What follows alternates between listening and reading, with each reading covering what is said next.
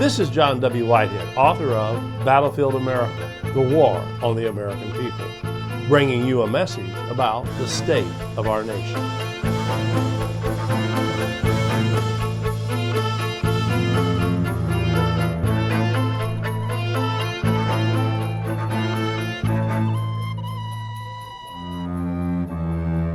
I have known a lot of good cops, and I've defended a lot of good cops, and I've been fortunate to call a number of good cops friends.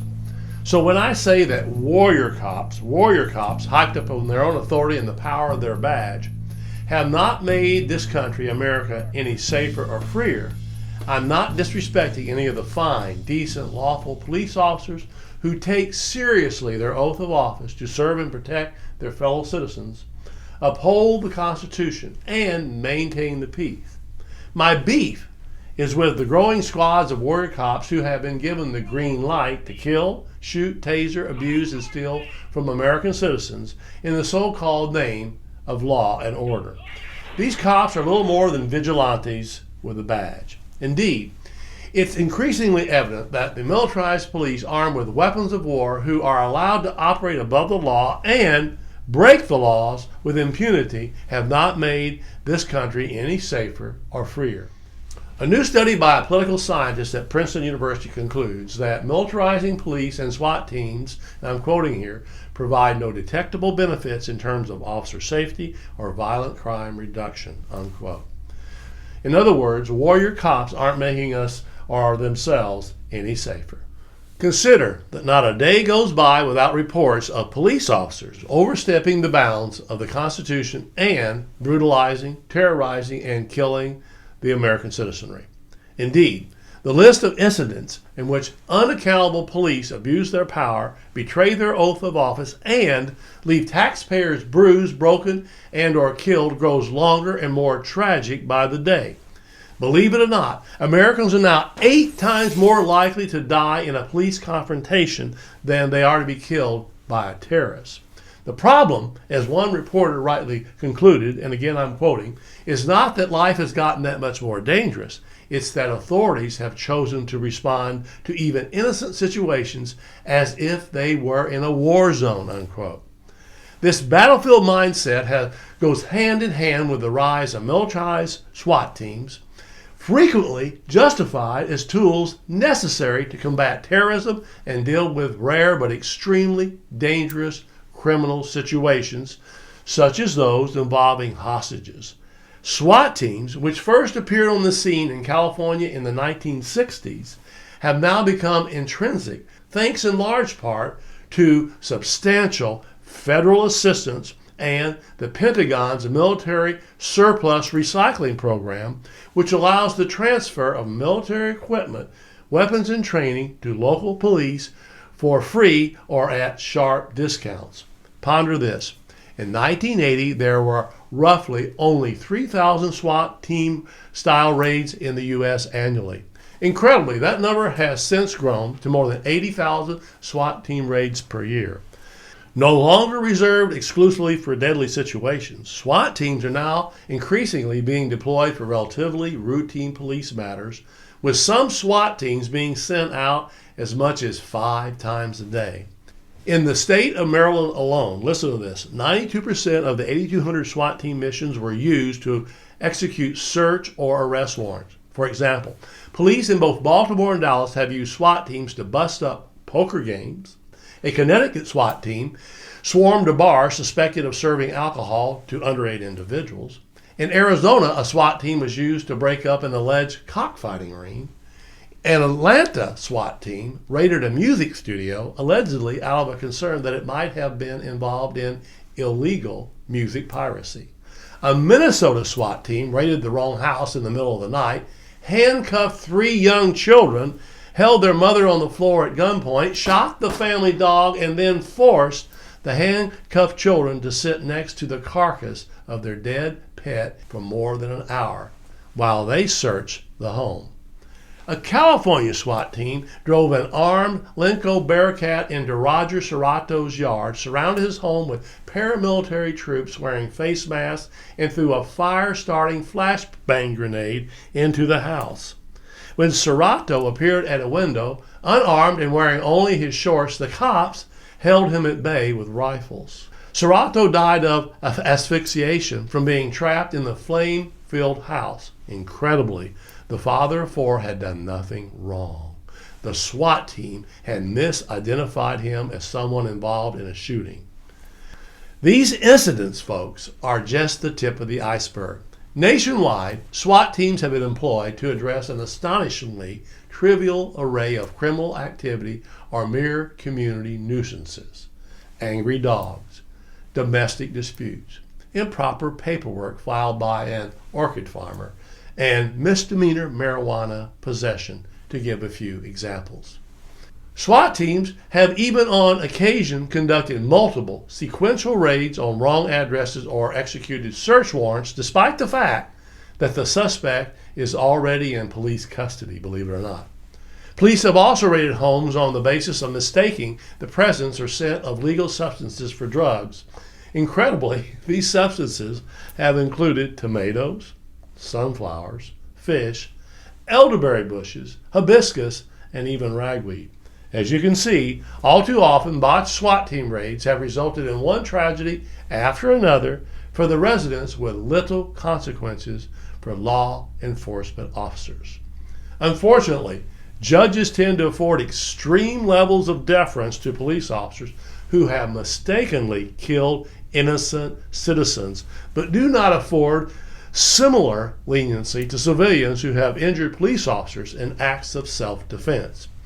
Even homeowners who mistake officers for robbers in the middle of the night can be sentenced for assault or murder if they take defensive actions resulted in harm to police.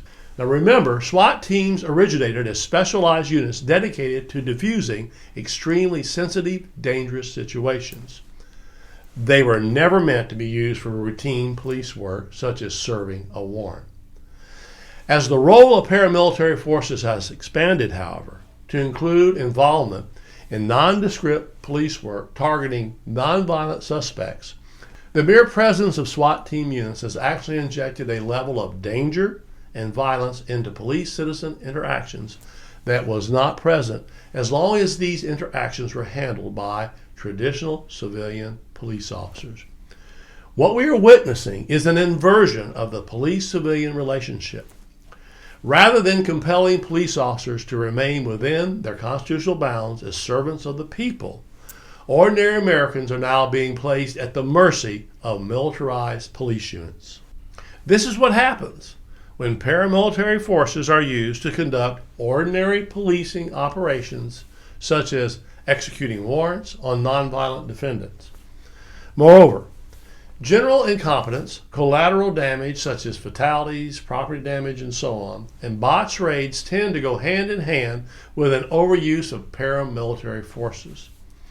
Drug warrants, for instance, are typically served by paramilitary units late at night or shortly before dawn. Unfortunately, to the unsuspecting homeowner, especially in cases involving mistaken identities or wrong addresses, a raid can appear to be nothing less than a violent home invasion with armed intruders crashing through their door. Of course, the natural reaction would be to engage in self-defense. Yet such a defensive reaction on part of the homeowner, particularly a gun owner, will spur officers to employ lethal force. That's exactly what happened to Jose Guerrera, the young ex-Marine who was killed after a SWAT team kicked open the door of his Arizona home during a drug raid and opened fire. According to news reports, Guerrera, 26 years old and the father of 2 children, grabbed a gun in response to the forced invasion but never fired his weapon. In fact, the safety was still on his gun when he was killed. Police officers were not as restrained. The young Iraqi war veteran was allegedly fired upon 71 times. Guerrera had no prior criminal record, and the police found nothing illegal in his home.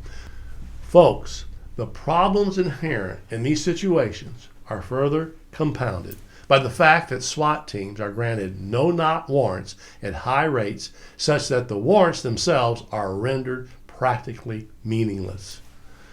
This sorry state of affairs is made even worse by the U.S. Supreme Court rulings that have essentially done away with the need for a no-knock warrant altogether, giving the police authority to disregard the protections afforded American citizens by the Fourth Amendment. If ever there was a time to demilitarize and de-weaponize local police forces, it's now. While we are now grappling with a power-hungry police state at the federal level, the militarization of domestic law enforcement is largely the result of the militarization of local police forces, which are increasingly militaristic in their uniforms, weaponry, language, training, and tactics, and have come to rely on SWAT teams in matters that once could have been satisfactorily performed by traditional civilian officers. Yet, American police forces were never supposed to be a branch of the military, nor were they meant to be private security forces for the reigning political faction. Instead, they were intended to be an aggregation of countless local police units composed of citizens like you and me that exist for a sole purpose, that is, to serve and protect the citizens of each and every American community.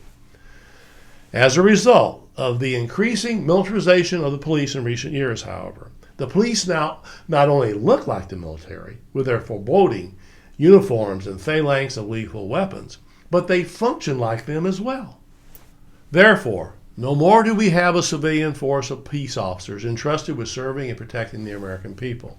Instead, today's militarized law enforcement officials have shifted their allegiance from the citizenry to the state, the government, acting preemptively to ward off any possible challenges to the government's power, unrestrained by the boundaries of the Fourth Amendment. As journalist Herman Schwartz observed, and I'm quoting here, the Fourth Amendment was designed to stand between us and the arbitrary governmental authority. For all practical purposes, that shield has been shattered, leaving our liberty and personal integrity subject to the whim of every cop on the beat, trooper on the highway, and jail official, unquote. Armed police officers, the end product of the government, federal, local, and state, and law enforcement agencies, having merged, have become a standing or permanent army composed of full-time professional soldiers who do not disband.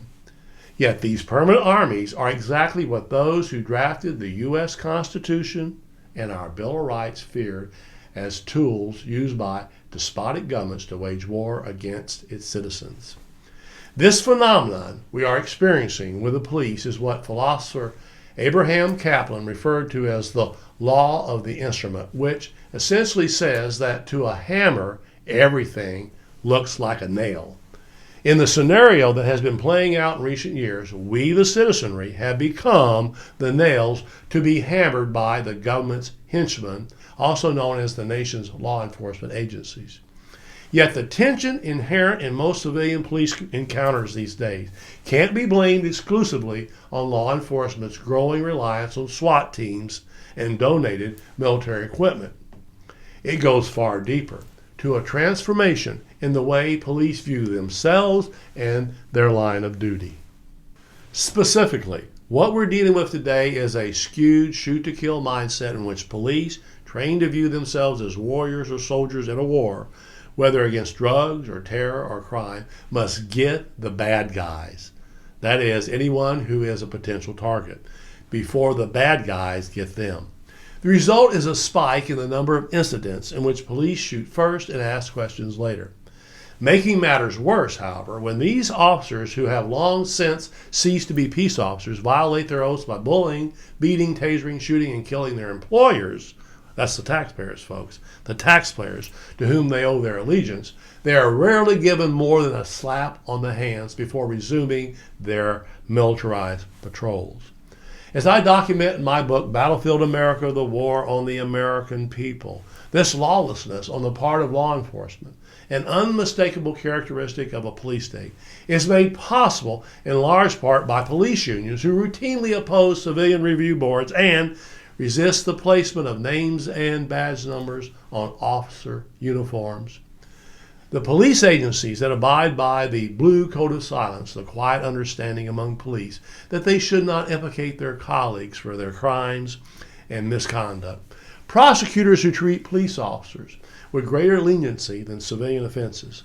Courts that sanction police wrongdoing in the name of security. And legislatures that enhance the power, reach, and arsenal of the police, and the citizenry that fails to hold its government accountable to the rule of law. Clearly, it's time for a reality check for both the police and the citizens of America.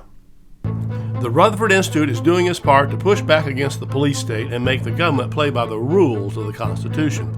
But we can't fight these battles alone. To join the resistance and help us spread the word, start by liking this video and subscribing to our YouTube channel. Visit our website at www.rutherford.org and check out our library of thought-provoking commentaries, legal resources, and so much more.